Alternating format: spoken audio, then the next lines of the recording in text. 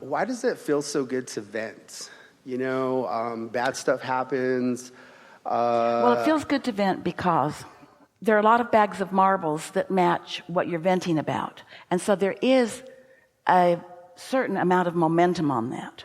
So when you focus upon it to the point that you're speaking it out loud, and there's someone with you who's listening, paying attention to what you're saying, so the momentum is growing, it does give you a sensation of accomplishing more, and you're accomplishing more of the creation of something that you do not want. But still, you are accomplishing something.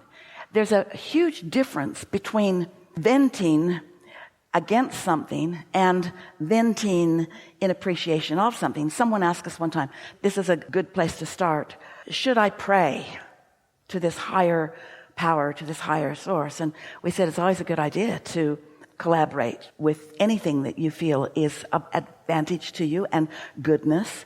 And we said, but a prayer of need is like venting about unwanted, where a prayer of appreciation is venting about who you really are. And so it's the same sort of thing. Vent with your inner being, and notice that just now we were telling a very clever story, not just for you, but for everyone. But you were distracted, and we can see why. And you didn't hear what we said. Mm-hmm. It's because we weren't yet on the same wavelength. Your marbles weren't matched up with our marbles, so you couldn't hear anything that we said. And we say really good stuff.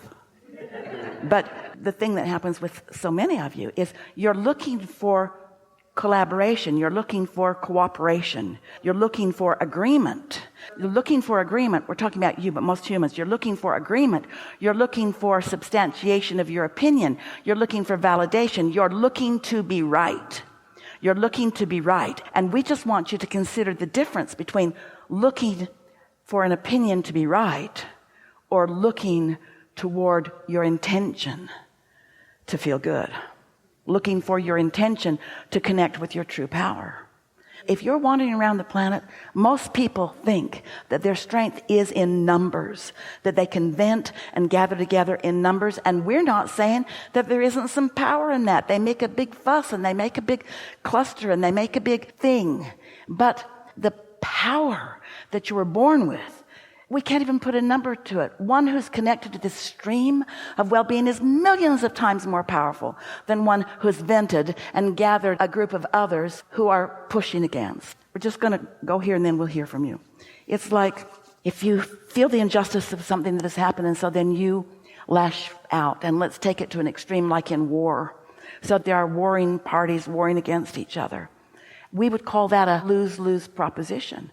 They don't know it. They think that somebody's going to win and somebody's going to lose. But we know, because we understand law of attraction, nobody's going to win. It's going to be lose-lose, lose-lose, lose-lose, lose-lose, lose-lose.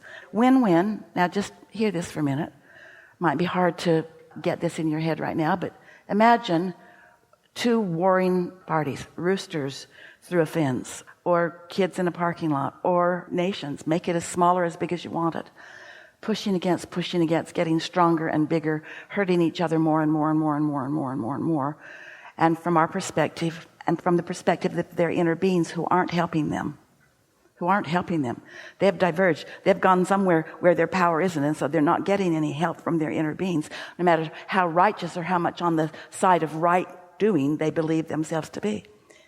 But what if these two warring, whoever they are, decided to just let it go? Just give it up. Just give it up. Now it's win-win. But there's never a win-lose, ever.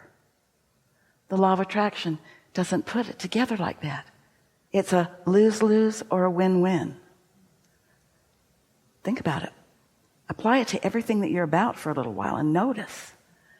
You can tell when you're tuned in, tapped in, turned on. And when you are, watch what happens in your world. And you can tell when you feel put down or humiliated or disadvantaged or taken advantage of. You can tell by the way you feel. And what does that ever get you? Now, we will be the first to acknowledge, because we wrote this. We put together this emotional guidance scale. Can you put it on the screen? And at 22, there is the worst you can feel. It's fear and grief. And then up a little bit is insecurity. feels a little better, but not much. They feel so much the same. Why bother calling them something different? Jealousy, that sucks big time, but there it is, right there. Hatred and rage feel a little better than all of those things because at least it feels a little powerful. Revenge feels more powerful still because you're feeling like you're taking some of your power back. So this is what so many people are doing. Most of the people on your planet are living on the lower half of the emotional scale. They just are. And it's not win-win. It's one problem after another. It's stir this up. It's stir this up. It's use this as my excuse to not feel good, and use this as my excuse to not feel good, and use this as my excuse to not feel good, until finally some of you get to the place where you just feel sort of bored with it. Because it's the same old, same old, same old, same old. You're exhausted. You're tired of it. You're ready to just let it go, and you just sort of relax into, we put contentment on this card. We would say satisfaction is the same word. And once you get there, and the resistance is no longer in your vibration, you will be drawn right up the emotional scale to the true power and wisdom and clarity and abundance and health and vitality and friskiness that you really are.